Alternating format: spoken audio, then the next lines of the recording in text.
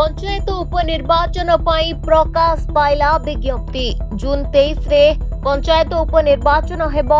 43 सरपंच और 272 वार्ड सभ्यों पई उपनिर्वाचन कराजिबो।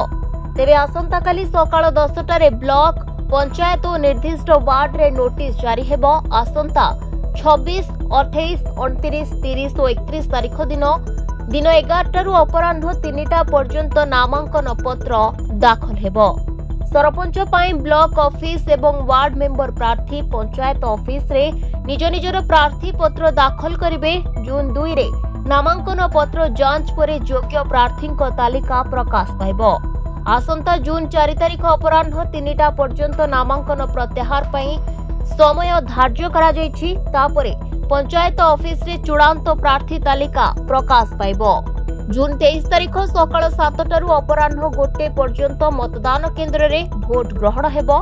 24 तारीख सकाळ 8टारू ब्लॉक ऑफिस रे भोट गणति होई फलाफल प्रकाश पाइबो। Bureau report, Dinalipi live.